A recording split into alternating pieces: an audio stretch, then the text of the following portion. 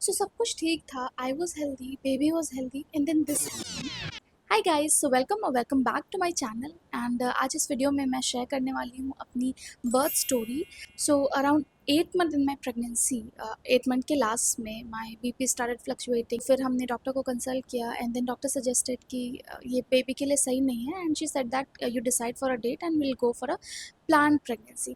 सो और हमने एक डेट फाइनलाइज की एंड देन 3 मई 2024 को सुबह सुबह जाके I got admitted.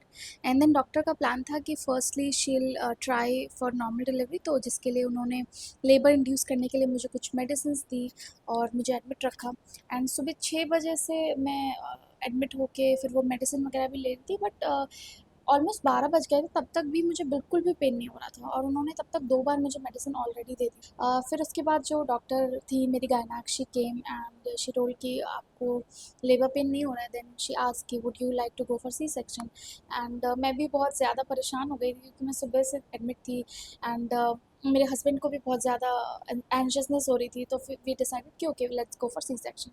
And then मुझे सी सेक्शन के लिए लेके गए। अभी तक सब कुछ ठीक चल रहा था, एवरीथिंग वाज नॉर्मल। जब वो मुझे अंदर लेकर गए, luckily my husband also got to witness कैसे डिलीवरी होती है, कैसे बेबी को अंदर से निकाला। तो वो उन्होंने फटाफट से प्रोसीजर किया। डॉक्टर ने बताया कि being blessed with a baby girl and both of us अपार and I we looked at each other and we smiled because हम दोनों को ही बेबी गर्ल चाहिए थी। तो सब कुछ अच्छे से हो गया। मेरा ऑपरेशन सक्सेसफुल रहा, बच्चा भी ठीक था, सब कुछ सही रहा। और फिर मुझे एक इंटेंसिव केयर यूनिट में शिफ्ट करा क्योंकि थोड़ी देर मॉनिटर करते हैं वो ऑपरेट करने के बाद। और ऐसा होता है कि जब आपका सी सेक्शन करते हैं तो उस टाइम पे थोड़ा ब्लड लॉस भी हो जाता है और दूसरा आपको एनेस्थीसिया का असर होता है, तो इस वजह से आपको बहुत ज़्यादा ठंड लगती है। और मेरे साथ भी ऐसा ही हो रहा था, मुझे बहुत ज़्यादा ठंड लग रही थी और मैं बहुत काँप रही थी। तो उन लोगों ने मुझे 2-3 कंबल डाला और उस दिन बैंगलोर का वेदर भी बहुत ज़्यादा बारिश वाला था, तो ऑलरेडी बहुत मौसम भी बहुत ठंडा था। पर फिर भी उनके 2-3 कंबल डालने के बाद भी मुझे काफ़ी ठंड लगे जा रही थी। देन एक नर्स आई और उसने एक जो हम ब्लोअर ठंडों सर्दियों में यूज़ करते हैं वो ब्लोअर लाके मेरे पास रख दिया। उससे थोड़ा सा बेटर लगने लगा। देन सडनली एक और नर्स आई और उसके दिमाग में पता नहीं क्या आया, उसने वो ब्लोअर निकाल के मेरे कंबल के अंदर मेरे दोनों पैरों के बीच में रख दिया। एंड उसके बाद थोड़ी देर में जैसे जैसे गर्माहट आई तो मुझे ठीक लगने लगा and then I started falling asleep. थोड़ी देर में उन्होंने मेरी कंडीशन मॉनिटर करने के बाद मुझे नॉर्मल अपने रूम में शिफ्ट कर दिया एंड तब बेबी को भी लेकर आ रहे थे। तो आई वॉज वेरी एक्साइटेड कि चलो finally I get to meet the baby. मैंने बेबी को देखा, इतनी प्यारी लग रही थी, इतनी ज़्यादा क्यूट लग रही थी। I felt so so so happy and so blessed. मैं थोड़ा फिर आराम करने लगी। उसके बाद जब थोड़ा थोड़ा एनेस्थीसिया का असर कम होने लगा तो मुझे ऐसा रियलाइज़ हुआ, ऐसा फील होने लगा कि मेरे पैरों में कुछ जलन सी हो रही है।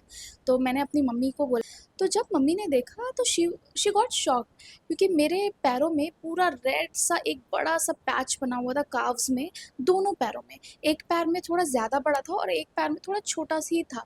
हम लोग समझ ही नहीं पा रहे थे ये क्या हुआ है। फिर हम लोगों को लगा कि कहीं ऐसा तो नहीं है कि ऑपरेट करते टाइम कोई ऐसा केमिकल जो वो यूज़ कर रहे हो जो गलती से मेरे पैरों में गिर गया। उसके बाद थोड़ी देर बाद मुझे रियलाइज़ हुआ कि जो वो नर्स जो ब्लोअर लगा कर गई थी और जब उसने ब्लोअर लाके मेरे पैरों के बीच में रख दिया, उस ब्लोअर की गर्माहट से ये मेरे दोनों पैरों में इतना बड़ा बर्न हो गया है।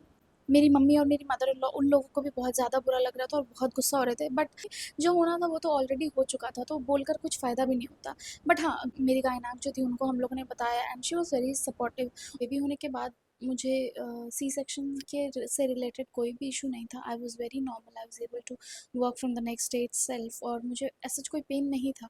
बट सारा इशू मुझे उस बर्न की वजह से हुआ क्योंकि वो एक 3rd डिग्री बर्न में कन्वर्ट हो गया था और उसकी वजह से मुझे फ़ीवर भी आ रहा था। उसकी वजह से मुझे बहुत ज़्यादा वीकनेस लगने लगी है क्योंकि उसमें इतना ज़्यादा पेन रहता था कि एंड उस टाइम पे क्योंकि मेरे पास एक छोटा सा बच्चा था जिसका मुझे ध्यान देना था, जो पूरा मेरे ऊपर डिपेंडेंट था हर चीज़ के लिए। तो इस वजह से मैं अपना पेन थोड़ा भूल पाई एंड मैंने बेबी की तरफ ध्यान दिया। अभी बहुत छोटी थी को हर 2 घंटे पे फीड कराना रहता था। तो इन सब चीज़ों की वजह से मेरा थोड़ा सा उस अपने पेन पे ध्यान कम गया and I was able to focus more on the baby. But again it was very difficult. अब मैं सोचती हूँ तो मुझे लगता है कि मैंने कैसे मैनेज कर लिया एंड देन आई रियलाइज़ कि सच में वो जो कहते हैं ना कि मदरली फीलिंग, उसमें बहुत ज़्यादा ताकत होती है क्योंकि सिर्फ एक वही ऐसी फीलिंग है दुनिया में जिसमें आप अपने हर दुख भूल के, अपने बारे में भूल के, आप सिर्फ अपने बच्चे के बारे में सोचते हो। And because of that I was able to navigate through that pain very easily और अब in the hindsight now when I look back तो मुझे लगता है कि मैंने कैसे किया। अब शायद अगर अभी नॉर्मल सिचुएशन में मेरे साथ ऐसा कुछ हो, ऐसे लेवल का बर्न, तो मैं इतनी ईजिली हैंडल नहीं कर पाऊंगी जितना मैंने उस टाइम पे कर लिया। But yes, I do wish कि किसी को भी ऐसा फेस ना करना पड़े। लोगों को प्रेगनेंसी में प्रॉब्लम होती है, सी सेक्शन के बाद प्रॉब्लम होती है, और मुझे वैसी कोई दिक्कत नहीं हुई। मेरी प्रेगनेंसी जर्नी भी बहुत स्मूथ रही, मेरा सी सेक्शन भी सही से हो गया, एंड बाद में इतनी बड़ी चीज़ हो गई।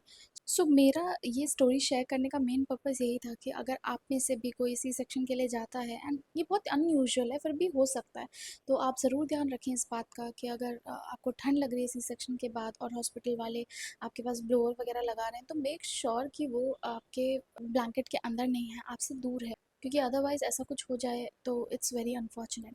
एंड आपके पास भी कोई ऐसी स्टोरी है तो कमेंट सेक्शन में ज़रूर बताएं, ताकि लोगों को अवेयरनेस हो कि हाँ, ऐसा भी कुछ हो सकता है और इन चीज़ों का भी हमें ध्यान रखना चाहिए। So that is all for the video, and I'll see you in the next video. Okay, bye. Thank you.